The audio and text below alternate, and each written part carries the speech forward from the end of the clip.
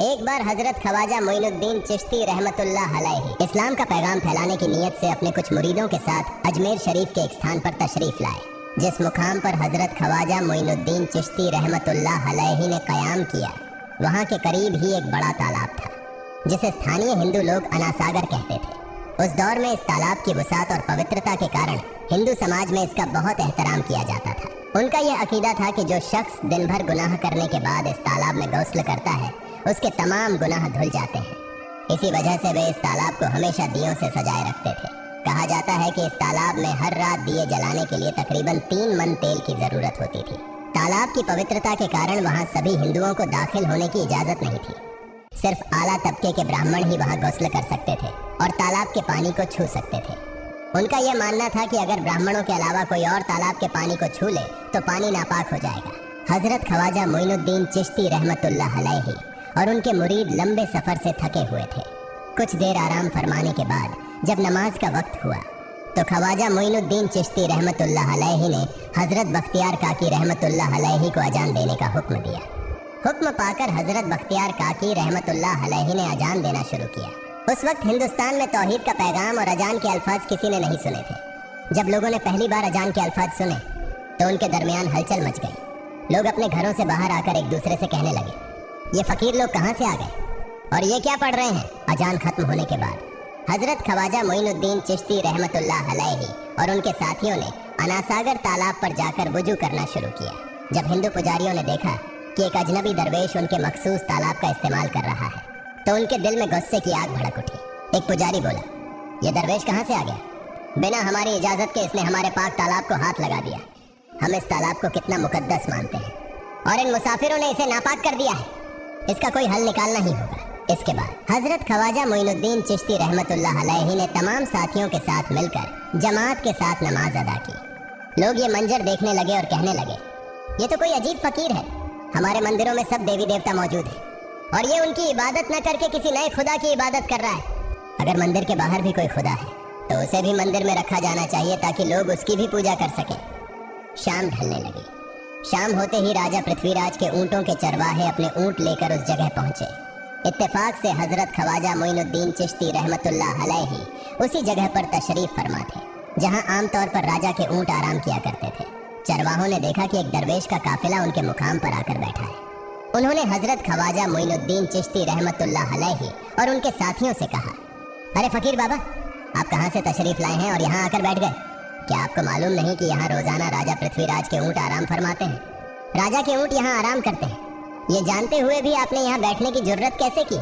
हजरत ख्वाजा मोइनुद्दीन चिश्ती रहमतुल्लाह अलैहि ने उन चरवाहों को नरमी से जवाब दिया, बाबा, हम मुसाफिर हैं और अनजान हैं। हमें मालूम नहीं था कि इस मुकाम पर राजा के ऊँट आराम करते हैं। क्योंकि हम पहले ही यहाँ रात गुजारने का इरादा कर चुके हैं।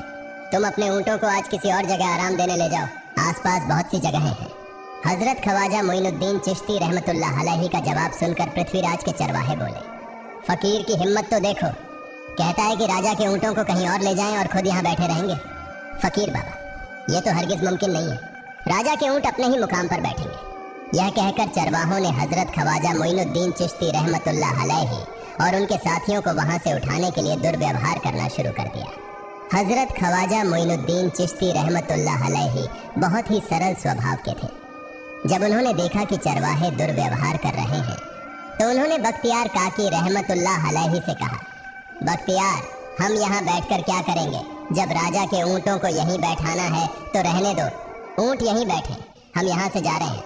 ये कहकर हजरत ख्वाजा मोइनुद्दीन चिश्ती रहमतुल्लाह अलैहि अपने साथियों के साथ वहां से चले गए। अगली सुबह जब ऊँटों को फिर से चरागाह में ले जाने का समय आया तो चरवाहे ऊँटों को उठाने की कोशिश करने लगे, लेकिन बार बार कोशिश के बावजूद वे ऊँटों को उठा नहीं सके, क्योंकि अल्लाह के वली हजरत ख्वाजा मोइनुद्दीन चिश्ती रहमतुल्लाह अलैहि ने कहा था कि ऊँट यहीं बैठेंगे। अल्लाह रब्बुल आलमीन ने उनकी यह दुआ कबूल कर ली थी और ऊँटों को आदेश दिया था कि जब तक मोइनुद्दीन चिश्ती खुद नहीं कहेंगे तब तक वे यहीं बैठे रहेंगे। इसके बाद चरवाहे ऊँटों के न उठने का कारण जानने लगे। उनमें से एक नेक चरवाहा था जिसने कहा, क्या तुम्हें याद है कि हमने कल यहाँ से एक दरवेश को उठाया था? जाते जाते उन्होंने कहा था कि हम जा रहे हैं, राजा के ऊँट यहीं बैठेंगे। मुझे लगता है कि उनके कहे शब्दों के कारण ही राजा के ऊँट उठ नहीं पा रहे हैं। शायद वह कोई बड़े वली हैं या अल्लाह का कोई अवतार है। इस बात को महामहिम राजा के समक्ष रखते हैं। इसके बाद चरवाहे पृथ्वीराज के पास पहुंचे और हाथ जोड़कर निवेदन किया, महाराज, हमने बहुत कोशिश की, लेकिन आपके ऊंटों को उनके स्थान से नहीं उठा सके और उन्हें चरागाह में घास चराने नहीं ले जा पा रहे हैं। राजा पृथ्वीराज ने आश्चर्य से पूछा, क्या ऊंटों को कोई बीमारी है जिस कारण वे उठ नहीं पा रहे? चरवाहों ने कहा, महाराज, ऊंट पूरी तरह स्वस्थ हैं, उन्हें कोई बीमारी नहीं है। पृथ्वीराज ने कहा, तो फिर वे अपनी जगह से क्यों नहीं उठ रहे? चरवाहों ने कहा, महाराज, कल उस स्थान पर एक दरवेश बैठे थे, हमने उनके और उनके साथियों के साथ काफी दुर्व्यवहार किया और उन्हें वहां से उठा दिया था। जाते जाते उन्होंने कहा था, राजा के ऊंट यहाँ बैठेंगे और उठेंगे नहीं। हमें लगता है कि दरवेश की बद्दुआ के कारण ही ऊंट अपनी जगह से नहीं उठ पा रहे हैं। तब पृथ्वीराज ने हुक्म दिया, अच्छा, जाओ और उस दरवेश को मेरे पास ले आओ। जब हजरत ख्वाजा मोइनुद्दीन चिश्ती रहमतुल्लाह अलैहि पृथ्वीराज के दरबार में पहुंचे तो पृथ्वीराज ने उनसे पूछा, ऐ दरवेश, आपने मेरे ऊँटों को क्यों पंगु बना दिया है? मेरे ऊँट भूखे मर रहे हैं, कृपया अपना जादू उनसे हटा लें। अगर जादू नहीं हटाया तो मेरे ऊँट भूखे मर जाएंगे। पृथ्वीराज की बात सुनकर हजरत ख्वाजा मोइनुद्दीन चिश्ती रहमतुल्लाह अलैहि मुस्कुराते हुए बोले, हे अल्लाह के बंदे, हम मुसलमान हैं और मुसलमान कभी जादू नहीं करते। तुम्हारे ऊँटों को मैंने नहीं बल्कि इस संसार के पालनहार महान अल्लाह रब्बुल आलमीन ने बैठाया है। उनकी आज्ञा से ऊँट बैठे हैं और उनकी आज्ञा से ही उठेंगे। लेकिन मैं उस सर्वशक्तिमान से प्रार्थना कर सकता हूँ कि वह तुम्हारे ऊँटों को उठने की अनुमति दे। इसके बाद हजरत ख्वाजा मोइनुद्दीन चिश्ती रहमतुल्लाह अलैहि ने अल्लाह से दुआ की, हे अल्लाह, इन ऊँटों को उनकी जगह से उठने की तौफीक दे। हजरत ख्वाजा मोइनुद्दीन चिश्ती रहमतुल्लाह अलैहि की दुआ करते ही चरवाहों ने देखा कि ऊँट अपनी जगह से उठकर चरागाह की ओर बढ़ने लगे।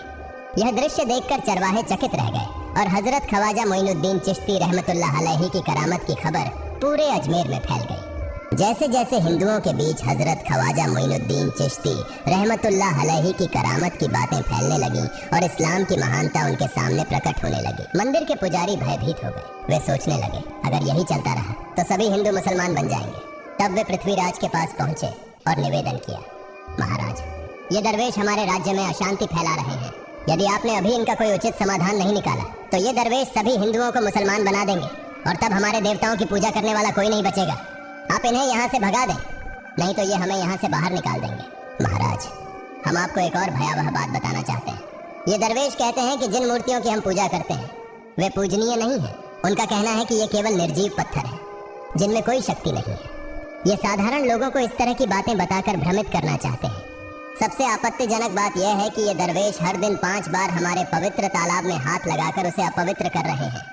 पुरोहितों की बात सुनकर पृथ्वीराज ने हजरत ख्वाजा मोइनुद्दीन चिश्ती रहमतुल्लाह अलैहि को बुलाया। जब हजरत ख्वाजा मोइनुद्दीन चिश्ती रहमतुल्लाह अलैहि उनके दरबार में पहुंचे तो पृथ्वीराज ने कहा, ऐ दरवेश, हम देख रहे हैं कि आप गोमाता का मांस खाते हैं और हमारे देवताओं का अपमान करते हैं। हमारे धर्म के बारे में तरह तरह की उल्टी सीधी बातें कर रहे हैं। हम यह सहन नहीं कर सकते। हम यह भी देख रहे हैं कि आप हमारे पवित्र तालाब को अपने अपवित्र हाथों से खराब कर रहे हैं। आप तुरंत हमारे देश से चले जाएं। हजरत ख्वाजा मोइनुद्दीन चिश्ती रहमतुल्लाह अलैहि ने कहा, बाबा, हम लोग तो केवल वुजू करते हैं, नहाते नहीं। अगर पूरी देह के स्पर्श से आपके तालाब का पानी खराब नहीं होता है तो केवल हमारे हाथ और चेहरे के पानी से तालाब अपवित्र कैसे हो सकता है? यह सुनकर पृथ्वीराज ने कहा, वे सभी लोग हमारे धर्म के हैं जबकि तुम लोग कहीं और से आ गए हो। तुम हमारे धर्म के नहीं हो, इसलिए तुम्हारे हाथ लगाने से हमारा तालाब अपवित्र हो जाता है। तब हजरत ख्वाजा मोइनुद्दीन चिश्ती रहमतुल्लाह अलैहि ने कहा, अच्छा बाबा, हम अब आपके तालाब के पानी को हाथ नहीं लगाएंगे, लेकिन हमें पानी की जरूरत है तो हम चाहते हैं कि केवल एक बर्तन में पानी ले लें। पृथ्वीराज ने कहा, ठीक है, तुम पानी ले सकते हो, लेकिन तुम्हारा बर्तन तालाब में लगे, तुम्हारे हाथ नहीं। अगर तुम्हारे हाथ स्पर्श करें तो हम इसके खिलाफ सख्त कार्रवाई करेंगे। राजा के साथ सहमति के बाद हजरत ख्वाजा मोइनुद्दीन चिश्ती रहमतुल्लाह अलैहि ने अपने मुख्य खलीफा बख्तियार काकी रहमतुल्लाह अलैहि से कहा, बख्तियार, जाओ और राजा के तालाब से एक बर्तन में पानी ले आओ, लेकिन बहुत सावधानी से पानी लेना ताकि तुम्हारा हाथ तालाब के पानी को छू न सके। बख्तियार काकी रहमतुल्लाह अलैहि हजरत ख्वाजा मोइनुद्दीन चिश्ती रहमतुल्लाह अलैहि के आदेश का पालन करते हुए आना सागर से पानी लेने गए। उन्होंने बर्तन को तालाब में डुबोया और उनका हाथ पानी को नहीं छू सका क्योंकि चमत्कारवश पूरा तालाब एक छोटे बर्तन में समा गया। आना सागर पूरी तरह से सूख गया और उसकी तली में केवल सूखी रेत दिखाई देने लगी।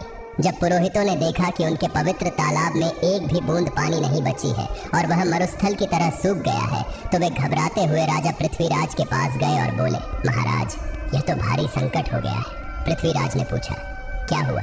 पुरोहितों ने कहा, उस दरवेश ने हमारे पूरे तालाब का पानी ले लिया है। अब हमारे पवित्र तालाब में एक बूंद भी पानी नहीं है। अगर इस तालाब में पानी नहीं होगा तो हम अपने पापों का प्रायश्चित कैसे करेंगे? दूर दूर से हजारों हिंदू लोग इस तालाब में स्नान करने आते हैं ताकि वे अपने पाप धो सकें। अगर पानी नहीं रहेगा तो वे यहाँ आना बंद कर देंगे, जिससे हमारा बड़ा नुकसान होगा और अजमेर की मान मर्यादा मिट्टी में मिल जाएगी। पृथ्वीराज गहरे विचार में पड़ गए। वे हजरत ख्वाजा मोइनुद्दीन चिश्ती रहमतुल्लाह अलैहि के खिलाफ कोई कठोर कदम उठाने से झिझक रहे थे, क्योंकि उन्हें आशंका थी कि अगर उन्होंने दरवेश के खिलाफ सैनिक भेजे और दरवेश ने सैनिकों पर भी जादू कर दिया तो उनकी परेशानी और बढ़ जाएगी। इसलिए उन्होंने कहा, तुम लोग जाओ और उस दरवेश को मेरे पास बुला कर लाओ। मैं देखता हूँ कि वह क्या चाहता है। अगर उसकी मांग उचित होगी तो हम उसे मान लेंगे, और यदि उचित नहीं हुई तो हम माफी मांगकर अपना तालाब का पानी वापस ले लेंगे। जब हजरत ख्वाजा मोइनुद्दीन चिश्ती रहमतुल्लाह अलैहि पृथ्वीराज के दरबार में पहुंचे तो पृथ्वीराज ने कहा, ऐ बाबा, आपने हमारे तालाब का सारा पानी ले लिया है। हम अपने पापों का प्रायश्चित कैसे करेंगे? पूरे दिन के पाप हम इस तालाब में स्नान करके धोते हैं। अगर तालाब में पानी नहीं होगा तो हम अपने पाप कैसे धोएंगे? हजरत ख्वाजा मोइनुद्दीन चिश्ती रहमतुल्लाह अलैहि ने उत्तर दिया, देखो बाबा, तुम्हारे पास आना सागर है, पर दुनिया के हर कोने में ऐसा तालाब नहीं है, तो क्या वे लोग अपने पाप कैसे धोएंगे? पापों को धोने की ताकत इस तालाब के पानी में नहीं है। पापों को माफ करने वाला केवल अल्लाह है, जिसने आकाश, धरती और पूरी सृष्टि बनाई है। उसकी इजाजत के बिना एक पत्ता भी नहीं हिलता। इसलिए मैं तुम्हें इस भ्रम को छोड़कर सही राह पर आने की दावत देता हूँ। वहाँ मौजूद हजारों हिंदू हजरत ख्वाजा मोइनुद्दीन चिश्ती रहमतुल्लाह अलैहि की बातें मंत्रमुग्ध होकर सुन रहे थे। इसके बाद उन्होंने कहा, जाओ बख्तियार, जिस बर्तन में तुमने तालाब का पानी लिया था उसे वापस तालाब में डालो। बख्तियार काकी रहमतुल्लाह अलैहि हजरत ख्वाजा मोइनुद्दीन चिश्ती रहमतुल्लाह अलैहि के हुक्म से आना सागर में बर्तन का पानी डालने गए। जैसे ही बर्तन का पानी तालाब में डाला, आना सागर फिर से पानी से लबालब भर गया। इस चमत्कार को देखकर वहां मौजूद कई हिंदुओं ने कलमा पढ़कर इस्लाम कबूल कर लिया। यह देखकर हिंदू पुरोहितों और पंडितों की चिंता बढ़ गई। वे पृथ्वीराज के पास गए और बोले, महाराज, यदि अब कोई उपाय नहीं किया गया तो सारे हिंदू मुसलमान हो जाएंगे। पृथ्वीराज ने कहा, मुझे सलाह दो, इस दरवेश का मुकाबला कैसे किया जा सकता है? पुरोहितों ने कहा, यह दरवेश एक बड़ा जादूगर है, इसलिए इसका मुकाबला भी जादू से करना होगा। हमारे बीच एक बड़े पुरोहित और जादूगर रामदेव हैं, उन्हें इसके मुकाबले में भेजिए। अगर वह जादू से इसे हरा सके तो हम अपने हिंदू धर्म का गौरव फिर से प्राप्त कर सकेंगे। पृथ्वीराज ने रामदेव को बुलाकर कहा, रामदेव, मैं तुम्हें इस दरवेश को जादू से हराने की जिम्मेदारी दे रहा हूँ। अगर तुम उसे हरा सके तो हम अपने धर्म का गौरव फिर से पा सकेंगे। रामदेव ने पृथ्वीराज को आश्वस्त करते हुए कहा, महाराज, आप चिंता न करें, इस दरवेश को हराना मेरे लिए बहुत आसान है। मैं आपके समक्ष हमारे धर्म का गौरव वापस लाकर रहूंगा। इसके बाद रामदेव अपने साथियों के साथ हजरत ख्वाजा मोइनुद्दीन चिश्ती रहमतुल्लाह अलैहि के सामने मुकाबले के लिए पहुंचा। उसने कहा, मोइनुद्दीन, अगर तुम में ताकत है तो मुझसे जादू का मुकाबला करो। मैंने तुम जैसे बहुत से जादूगरों को हराया है। तुम्हें हराना तो मेरे लिए साधारण बात है। हजरत ख्वाजा मोइनुद्दीन चिश्ती रहमतुल्लाह अलैहि ने उसकी बातों का कोई जवाब नहीं दिया। रामदेव ने देखा कि हजरत ख्वाजा मोइनुद्दीन चुप है, तो उसने गाली गलौज करना शुरू कर दिया। जब रामदेव अपनी हदें पार कर गया तो हजरत ख्वाजा मोइनुद्दीन ने उसकी आंखों में देखते हुए कहा, रामदेव, तू चिल्ला रहा है, लेकिन मैं तेरे माथे पर ईमान की रोशनी देख रहा हूँ। हजरत ख्वाजा मोइनुद्दीन चिश्ती रहमतुल्लाह अलैहि की यह बात सुनते ही रामदेव कांपने लगा, और उसी क्षण अल्लाह रब्बुल आलमीन ने उसके दिल में ईमान की रोशनी डाल दी। रामदेव हजरत ख्वाजा मोइनुद्दीन चिश्ती के चरणों में गिर पड़ा और बोला, हे अल्लाह के वली, मैंने आपके साथ बहुत बेअदबी की है, मुझे माफ करें और मुझे कलमा पढ़ाकर इस्लाम की राह दिखाएं। हजरत ख्वाजा मोइनुद्दीन चिश्ती रहमतुल्लाह अलैहि ने रामदेव को कलमा पढ़ाया और उनका नाम रखा मोहम्मद सादिक। इतिहास बताता है कि बाद में रामदेव मोहम्मद सादिक के रूप में एक बड़े अल्लाह के वली बन गए। प्रिय पाठकों, सोचें, जो रामदेव हजरत ख्वाजा मोइनुद्दीन चिश्ती को पराजित करने आए थे, वही अब उनके हाथ में हाथ देकर इस्लाम की शांति की छांव में आ गए। यह अल्लाह रब्बुल आलमीन का चमत्कार और शक्ति है, जो जिसे चाहे हिदायत दे सकता है। आमीन। अल्लाह के वास्ते मेरे चैनल को सब्सक्राइब शेयर करें।